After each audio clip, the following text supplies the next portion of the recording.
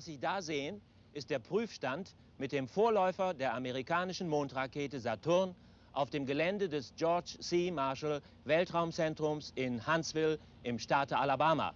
Von hier aus leiten Dr. Wernher von Braun und seine Mitarbeiter die Entwicklungsarbeiten für die Mondrakete im Rahmen des amerikanischen Apollo-Programms. Das bedeutet, dass noch in diesem Jahrzehnt, also noch vor 1970, 2 Amerikaner auf dem Mond landen werden und wieder auf die Erde zurückkehren.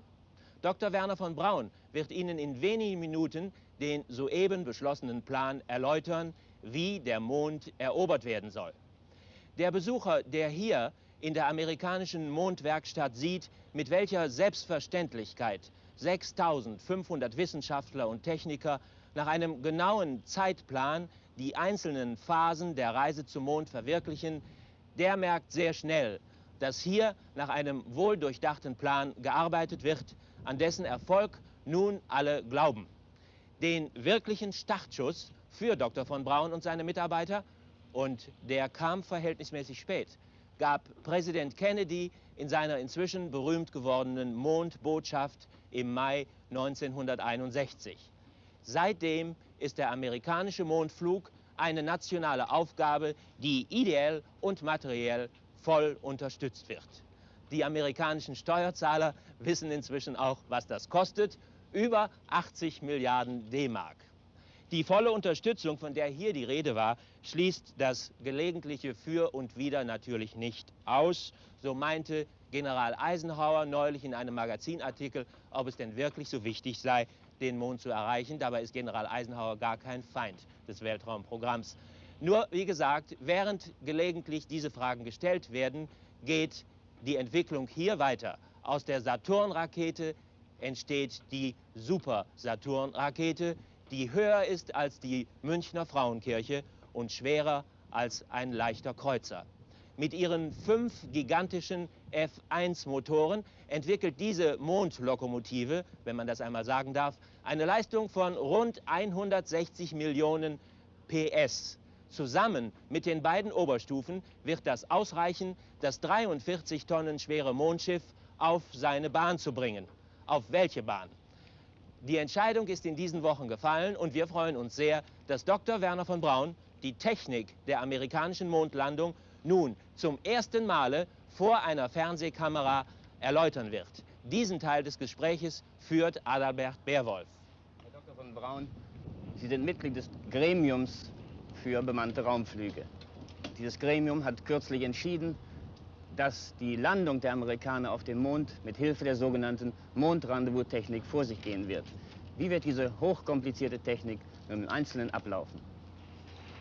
In der ersten Phase des Aufstiegs zum Mond trägt unsere dreistufige Saturn C5, so nennen wir die Super Saturn, wie es Herr Becker eben nannte, die Apollo-Raumkapsel in eine Wartekreisbahn.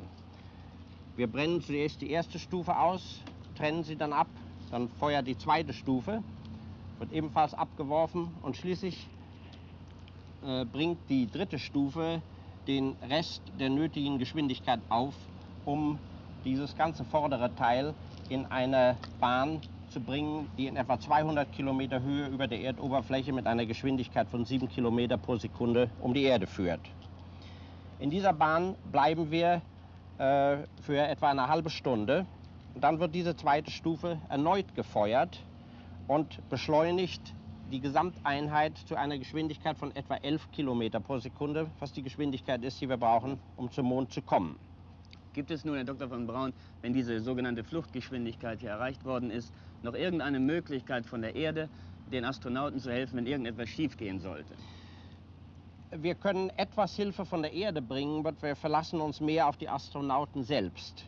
Wir haben ein Prinzip bei der Auslegung dieses gesamten Systems uns zur Grundregel gemacht. Und das ist sehr einfach. Es darf in keinem Moment der gesamten Expedition zum Mond zurück je eine Situation eintreten, in der durch Ausfall eines einzelnen Geräts eine Katastrophe entstehen kann. Mit anderen Worten, wir wollen den Astronauten die Möglichkeit geben, immer zumindest einen anderen Ausweg offen zu halten, mit dem sie sich heil zur Erde zurückbringen können, selbst wenn das unter Umständen bedeutet, dass die Mission vorzeitig abgebrochen werden muss. Dann lassen Sie mich mal zu Ende kommen hier, was nun vor sich geht, nachdem wir die Fluchtgeschwindigkeit erreicht haben. Wie geht es nun weiter? Wir trennen nun zunächst mal die Kapsel ab, die das Apollo-System verbringt. Das ist tatsächlich eine in der Mitte gespaltene Hülle, Ja. sodass also nachdem die Schutzhülle abgetrennt ist, die Sache so aussieht.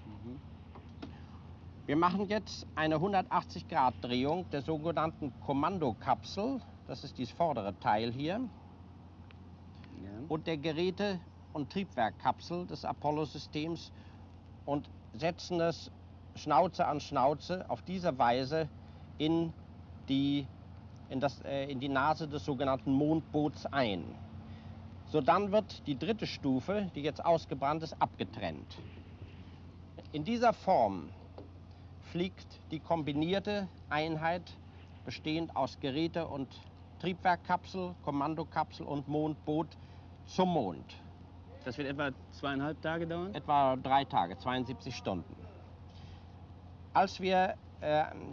Wir werden unter Umständen eine Korrektur dieser Flugbahn unterwegs vornehmen müssen, um einen genauen Eintritt in die Einflugschneise in den Mondorbit, in eine Mondumlaufbahn durchführen zu können. Für das Abbremsen und Einfangen der Gesamteinheit in einer Umlaufbahn um den Mond wird sodann dieses Triebwerk gezündet. Am Ende dieser Brennperiode ist die Gesamteinheit in einer Umlaufbahn um den Mond in etwa 100 Kilometer Höhe und 2 Stunden Umlaufzeit. Nunmehr steigen 2 der Astronauten von der Kommandokapsel in das Mondboot um. Einer bleibt als Schiffshüter in dem Mutterschiff zurück. Und kreist weiter um den Mond? Kreist weiter um den Mond, während die beiden anderen Männer den Abstieg zum Mond beginnen. Diese Einheit nun, das sogenannte Mondboot, hat ein Triebwerk, was für die Landung bestimmt ist. Dieses Triebwerk wird jetzt gezündet und bremst die Umlaufgeschwindigkeit um den Mond ab, sodass das Mondboot schließlich auf dem Mond selber auf seinem Fahrgestell landet. Das wird eine ganz schöne Staubbau geben, Herr Dr. Braun. Über die Frage des Staubs auf dem Mond sind sich die Gelehrten noch nicht ganz einig. Ich bin davon überzeugt, dass die Staubschicht nicht sehr dick ist. Wir haben eine große Anzahl von Messungen, die anzeigen, wie die Temperatur auf der Mondoberfläche abfällt, sobald die Sonne an dem bestimmten Punkt am Mond unter dem Horizont verschwindet. Diese Daten deuten ziemlich eindeutig darauf hin, dass die Staubschicht auf dem Mond nicht sehr dick sein kann. Etwas Meteorstaub, vielleicht ein paar Millimeter, sind ohne Zweifel zu erwarten, aber wir glauben nicht, dass das zu größeren Schwierigkeiten führen wird. Wie lange bleiben nun die beiden Mondwanderer auf dem Mond? Die Aufenthaltszeit kann 2 oder 4 Tage dauern. Tatsächlich haben die Männer alle 2 Stunden eine Chance, zu ihrem Mutterschiff zurückzukehren, weil das Mutterschiff ständig über der Landestelle kreist oder genauer gesagt auf seinem Umlauf um den Mond alle 2 Stunden über die Landestelle hinwegkommt. Und sie haben bei jedem Überflug die Chance, den Rückkehrflug anzustellen, aber sie werden ausgerüstet werden mit Sauerstoff und Nahrungsmitteln und so weiter für einen Aufenthalt bis zu 4 Tagen. Der Rückflug selber, wenn ich das nun mal sagen darf, spielt sich so ab. Diese untere Landestufe ist nun ausgebrannt und leer. Und was zurückfliegt,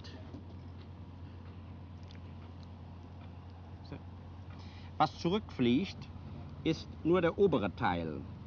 Dieser Teil mit den beiden Astronauten hat sein eigenes Triebwerk. Und die ausgebrannte Landestufe bleibt sozusagen als ein Startgerüst zurück. Das Andenken. Diese Stufe fliegt jetzt in die Umlaufbahn des Monds zurück, wo sie, wenn alles gut geht, schließlich das Mutterschiff mit dem Schiffhüter an Bord wieder trifft. Und dieses ist das berühmte Rendezvous-Manöver in der Mondumlaufbahn. Herr Dr. von Braun, das ist nun ein sehr kritisches Manöver. Was passiert, wenn Mutterschiff und Raumboot sich nicht vereinigen können? Wir glauben, dass die Chancen, dass dieses Manöver funktioniert, sehr gut sind, weil es, wie gesagt, eine wiederholte Möglichkeit ist, das Manöver erst dann durchzuführen, wenn man weiß, dass alles wirklich geht. Das heißt, sollte irgendein Indiz sein, dass zum Beispiel an der Ausrüstung dieses Teiles irgendwas nicht in Ordnung ist, dann können die Leute glatt 2 Stunden oder auch 4 Stunden warten und dann erst das Manöver anfangen. Aber es ist ohne Zweifel so, dass dies ein kritisches Manöver ist und das muss klappen. Fein. Und nun geht es zurück zur Erde. Ja, nun steigen die Männer von dem Vorderteil des Mondboots in ihre Kapsel zurück und dieses Teil des Mondbootes bleibt in der Umlaufbahn um den Mond zurück. Bleibt das ewig in der Ja, Umlaufbahn? es bleibt da Ja. für lange, lange Zeit drin. Der verbleibende Brennstoff in diesem Triebwerksteil treibt jetzt die Kommandokapsel in eine Rückkehrbahn zur Erde zurück.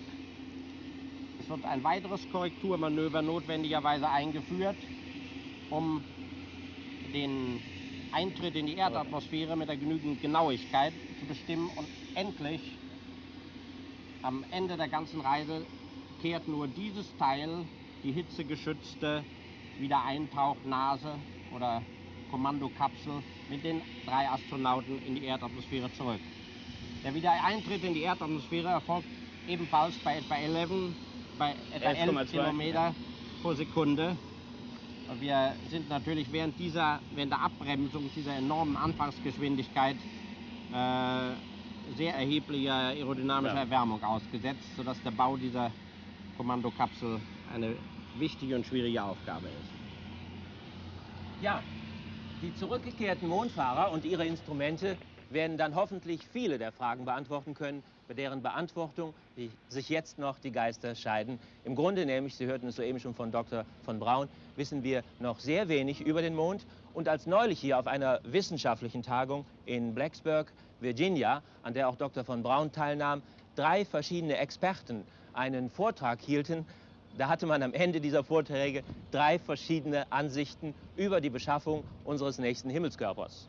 Und keinem ist es bisher gelungen, überzeugend nachzuweisen, dass Darwin Unrecht hatte, denn er war ja der Meinung, der Mond sei irgendwann sogar mal ein Bestandteil unserer Erde gewesen. Nun, Herr Dr. von Braun, nachdem Sie das alles hier soeben erklärt haben, was wird nun geschehen? Welche Möglichkeiten werden sich eröffnen, wenn wir den Mond erst mal erreicht haben und wenn wir uns da ein bisschen häuslich eingerichtet haben? Ich glaube, man sollte den Mond etwa mit denselben Augen betrachten wie Antarktika. Wir werden für viele Jahre nach der ersten erfolgreichen Mondlandung alle Schwierigkeiten haben, auf dem Mond überhaupt die Grundlagen für einen verlängerten Aufenthalt zu schaffen. Das Klima auf dem Mond, wenn man sich so ausdrücken soll, ist natürlich etwas feindlich. Auf der anderen Seite ist der Mond ein sehr interessanter Himmelskörper. Ich glaube aber, wir werden alle Hände voll zu tun haben, überhaupt erstmal einfach überleben zu können auf dem Mond. Ja, ich glaube, der Mond eröffnet die Möglichkeit, den weiteren Weltenraum, wenn ich das mal so sagen darf, der dahinter liegt, zu erforschen. Ich glaube, dass Sie, sagen wir in 10 oder 20 Jahren von heute, wir vielleicht eine feste Station auf dem Mond haben werden, wo 200 Mann ständig mit Crew-Ablösung wissenschaftliche Untersuchungen machen werden, in ähnlicher Weise wie die Wetterstation auf dem Südpol.